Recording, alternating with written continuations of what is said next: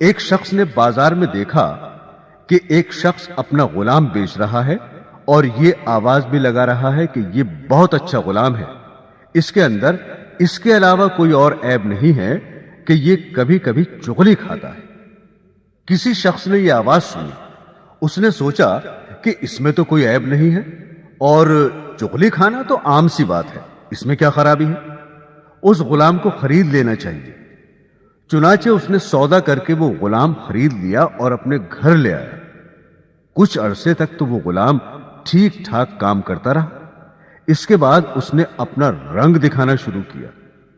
چونکہ چغل خوری کے اندر وہ ماہر تھا، اس لیے اس نے چغل خوری کے اندر اپنا کرتب دکھلایا اور سب سے پہلے وہ اپنی مالکہ کے پاس گیا اور اس سے جا کر کہا کہ آپ کے شوہر جو میرے آقا ہیں وہ کسی اور عورت سے تعلق رکھتے ہیں اور اس کے پاس آتے جاتے ہیں، اور عنقریب وہ آپ کو چھوڑ کر اس سے شادی کر لیں گے، اور میں آپ کی خیر خواہی کے لیے بتا رہا ہوں، کسی اور کو مت بتانا۔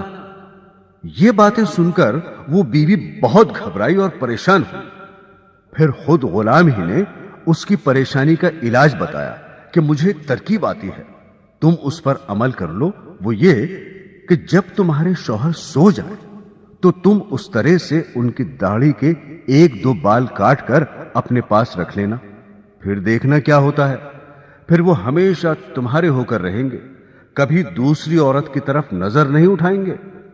عورت نے جواب دیا کہ یہ کیا مشکل کام ہے، یہ تو میں آج ہی کر لوں گی، خدا نہ خواستہ کل کو کچھ اور ہو گیا تو کیا ہوگا۔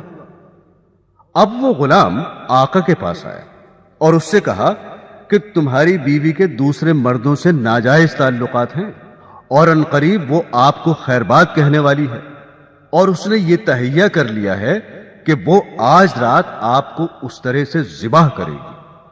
اگر آپ کو میری بات کا یقین نہ ہو تو آپ جھوٹ موٹ سو کر دیکھنا، اور گلا نہ کٹ جائے تو مجھے بتانا۔ چنانچہ وہ آقا جا کر جھوٹ موٹ سو گیا، اور ادھر بیوی اس انتظار میں تھی کہ کب ان کی آنکھ لگے تو میں اپنا کام کروں۔ میاں کو نیند کہاں آتی، اس لیے اس نے مصنوعی خراٹے لینا شروع کر دیے۔ اب تو بیوی کو یقین ہو گیا کہ میاں صاحب کو نیند آ گئی، فوراً اس طرح لے کر پہنچی، اور ابھی ہلکا سا اس طرح گلے پر رکھا ہی تھا کہ آقا نے فوراً آنکھ کھول دی اور بیوی کو پکڑ کر کہا، اچھا تو تم مجھے ذبح کرنا چاہ رہی تھی۔ غصہ تو پہلے ہی آ رہا تھا، اس آقا نے اس طرح سے بیوی کو ذبح کر دیا۔ جب بیوی کے خاندان والوں کو پتا چلا کہ شوہر نے ہماری بیٹی کو ذبح کر دیا ہے، انہوں نے آ کر اس طرح سے شوہر کو پکڑ کر ذبح کر دیا۔ اب شوہر کے خاندان والے بھی آ گئے اور دونوں خاندانوں میں خوب جھگڑا ہوا اور 20 لاشیں گر گئیں۔ تو محترم سامعین، آپ نے دیکھا کہ اس غلام نے ذرا سی چغلی سے کس طرح سے دونوں خاندانوں کو تباہ کر دیا۔ اسی لیے اس چغلی کو شریعت نے حرام قرار دیا ہے۔